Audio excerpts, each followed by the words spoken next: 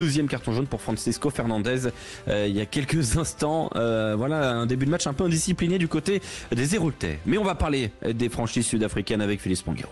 C'est un en avant, c'est simple en avant. Oui. Sud Radio, la radio du rugby. Des millions, vous êtes charmante. Vous voyez ce que ça fait déjà 1 million, Armina? Où est l'argent? Où est l'argent? C'est mon pot de mort, c'est rien, monsieur. En fait, j'ai retiré de l'argent. Amis, ouvrez vos cœurs, non n'ayez pas peur, l'argent ne fait pas le bonheur. Shut up and take my money. Et on va parler justement de ces franchises sud-africaines. Quelles sont-elles? Les Bulls de Pretoria, les Stormers du Cap, les Sharks de Durban, les Lions de Johannesburg ou encore les Cheetahs, mais qu'on revoit un peu moins régulièrement de Bloemfontein. Parlons justement de ces franchises sud-africaines. Sont-elles en péril sportivement, en difficulté en URC et en Champions Cup? C'est un déclin, mais est-il express ou attendu, Philippe Ponguero? Alors, je crois d'abord qu'il faut remettre en perspective la notion de déclin. D'abord, ça fait encore peu de temps finalement que les Sud-Africains s'acclimatent à ces compétitions du Nord, que ce soit dans l'URC ou dans la Champions Cup et la Challenge Cup. Il faut remettre les choses en perspective. On parle quand même d'une nation qui est double championne du monde en titre, de la plus grande nation du rugby, avec près de 700 000 licenciés référencés, enfin identifiés, ce qui est colossal. Hein. Derrière, il y a l'Angleterre avec quasiment 400 000 licenciés, puis ensuite la France avec environ 230 000 licenciés.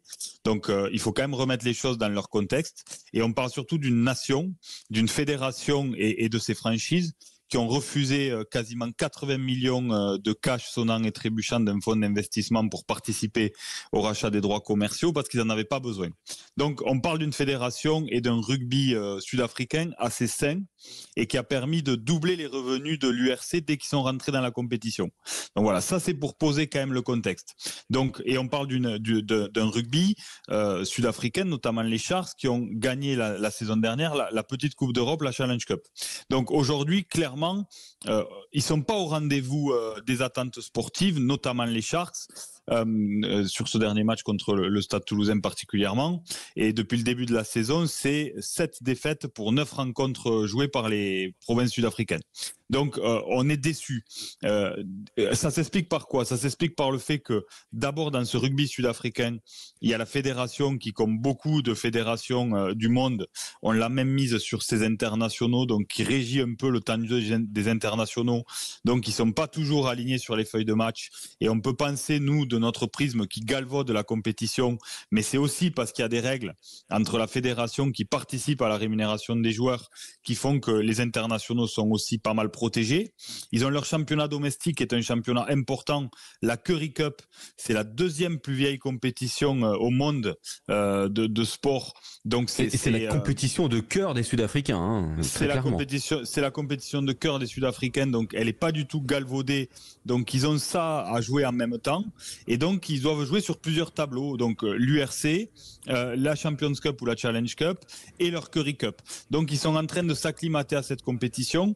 Quelque part, les Sud-Africains aujourd'hui, l'enjeu majeur, c'était d'intégrer ce rugby du Nord. Parce que, pour vous expliquer concrètement comment les choses fonctionnent, en intégrant l'URC, ils sont devenus actionnaires de cette compétition que CVC, le fonds d'investissement, a structuré financièrement pour payer quelque part leur participation et leur part aux droits commerciaux de cette compétition. Ils ont accepté pendant 3 ans de pas être rémunérés par l'URC directement. Et là, à partir de cette saison, ils sont rémunérés directement par l'URC tous les ans. Donc, on estime aujourd'hui que entre les revenus qui proviennent de l'URC et les revenus qui proviennent de la Champions Cup ou de la Challenge Cup, les franchises sudafricaines structurent pas loin de 50% de leur budget annuel grâce à ça.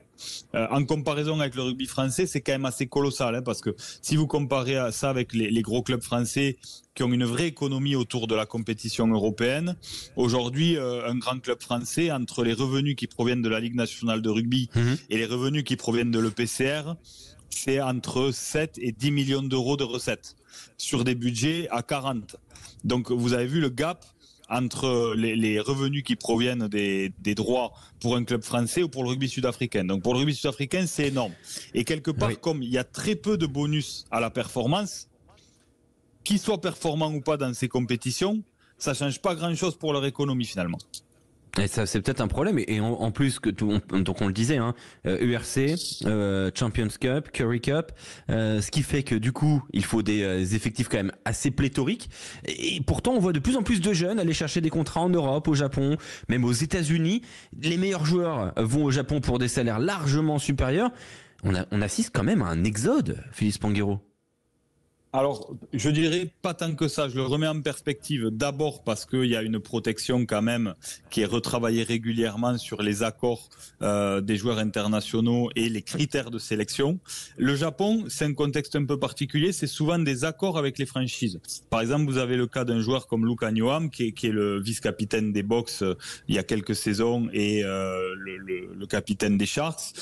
Luka Njoam a fait plusieurs passages au Japon, en accord avec les Sharks, où il était libre sur une période qui était pas trop problématique sportivement pour les Sharks, et il arrivait à faire les deux, c'est-à-dire à aller faire une saison au Japon et derrière à revenir. Et donc c'était très bien. Ça permettait. Mais Kurt Lee RNC vient de marquer son premier essai au Japon et est arrivé au moment où la Champions Cup commence. Oui, non, mais ça, c'est pas toujours, ça colle pas toujours bien en fonction des périodes. Et en tous les cas, de temps en temps, en effet, sur certaines saisons, quand vous avez un joueur sous contrat pendant 3 ou 4 saisons, il faut accepter de sacrifier une saison potentiellement pour les laisser aller au Japon. Quand vous regardez, ils y restent jamais très longtemps au Japon. Ils font souvent des allers-retours. Mais en effet, c'est vrai que les revenus qu'ils peuvent percevoir au Japon sont énormes et ça permet d'accompagner les franchises sud-africaines dans la façon dont on peut dégrader la masse salariale et le coût d'un joueur. Et donc, en effet, régulièrement, les franchises sud-africaines acceptent de sacrifier des joueurs cadres des Springboks et de leurs effectifs pour aller faire des allers-retours au Japon. Pour ce qui est des autres nations, en Europe, on le voit, en France, on est assez protégé avec les GIFs, donc il y a quelque part peu de Sud-Africains qui arrivent, et malheureusement pour eux ou pour nous, les dernières grandes stars sud-africaines, il n'y a pas de très très bons exemples d'acclimatation. Sia Kolisi est vite rentré au pays et a pas fait un grand passage au Racing. Cheslin Kolbe, après avoir fait les beaux jours de Toulouse, ça s'est quand même pas très bien terminé, et à Toulon, il n'a pas été au rendez-vous des attentes non plus. Donc les clubs français sont aussi un peu frileux. Les clubs anglais, dans leur économie, ont pas de gros moyens pour aller chercher ces joueurs-là, parce qu'on peut penser qu'ils sont mal payés en Afrique du Sud, mais c'est faux. Les grands joueurs, entre ce qu'ils perçoivent des franchises sud-africaines, ce que la fédération donne aux franchises pour participer aussi à leur traitement, et ce qu'ils peuvent percevoir en allant faire une pige au Japon, aujourd'hui vous avez des joueurs du niveau d'un Luka Njoam dont je parlais tout à l'heure, qui émergent quand même entre 700 et 850 000 euros par saison. C'est assez colossal. Hein. On ne pense pas que les joueurs aient ce type de rémunération là-bas, mais c'est le cas. Donc après, aux États-Unis, on va chercher complètement autre chose. C'est des jeunes joueurs qui vont essayer de vivre une expérience parce que ils n'ont pas leur place assurée dans les effectifs pour la plupart d'entre eux, les gros effectifs qui jouent les compétitions majeures, notamment la Champions Cup et l'URC. Donc je remets quand même en perspective pas mal la discussion et le débat qu'on a avec les Sud-Africains en ce moment. Oui. Il n'y a pas de péril en la demeure, on ne parle pas d'un rugby en danger. Oui, non, mais ça reste quand même, tout de même, en Champions Cup, c'est quand même une catastrophe sur cette saison de Champions Cup. Alors évidemment, c'est la vérité de cette saison-là. C'est plutôt une catastrophe pour l'organisateur, parce qu'en fait, je le répète souvent, aujourd'hui, cette Champions Cup, si elle veut retrouver ses lettres de noblesse et peut-être trouver sa place, parce que le vrai débat qu'on peut avoir, c'est est-ce que cette Coupe d'Europe a déjà eu l'impact qu'elle devrait avoir? Je le répète à chaque fois pour faire la comparaison, parce que je trouve que ça marque. C'est la Ligue des Champions du rugby. Voilà, la Ligue des Champions, quand elle démarre tous les ans, combien il y a de clubs qui sont susceptibles de la gagner? C'est anormal qu'une compétition de ce niveau-là ait si peu de prétendants. Et donc finalement, c'est le PCR qui est perdant pour l'instant, parce qu'on voit que dans l'URC, ça a fonctionné. Ils ont servi le produit. Le rugby sud-africain a permis de doubler les revenus en termes de sponsoring et de droits télé. Parce qu'on va chercher un nouveau territoire qui est dense et qui est surtout très éveillé au rugby. Je le répète, plus grosse fédération au monde. Et donc l'URC a réussi son pari économique, sportif aussi, parce que les organisateurs disent que les Sud-Africains ont tiré le niveau moyen de cette compétition vers le haut. Aujourd'hui, en Champions Cup, ce n'est pas le cas. Donc en effet, pour l'instant, ils ne répondent pas aux attentes complètement de l'organisation. Ah ouais, non, avec des prestations qui sont assez indigentes. Hein. On a vu les Bulls la semaine dernière, à Castres être complètement détruits. On a vu les Stormers à Leicester. On a vu les Sharks à Leicester, les Stormers au Harlequins prendre 50 points. C'est vrai que c'est très compliqué. Est-ce que l'Afrique du Sud du rugby regrette le Super Rugby? Alors, Et on terminera là-dessus. honnêtement, j'ai lu des déclarations de pas mal d'anciens grands joueurs qui la regrettent, je pense, avec un regard affectif, parce que ils ont vécu des grands moments dans cette compétition et elle a eu ses heures de gloire.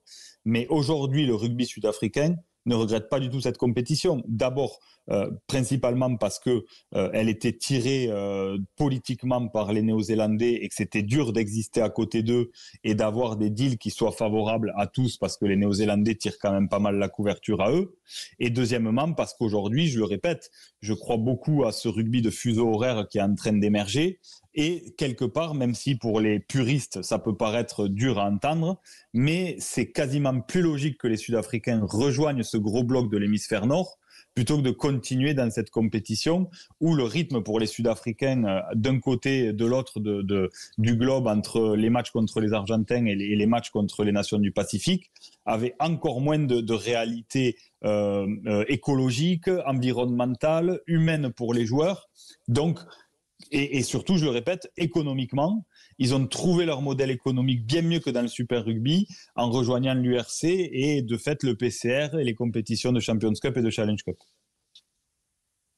Et voilà. Et est-ce que quand même ces petites turbulences, le fait que la Champions Cup ne soit peut-être plus une priorité pour les franchises sud-africaines de par l'organisation, tout ça, est-ce que ça peut rejaillir sur le niveau des Springboks?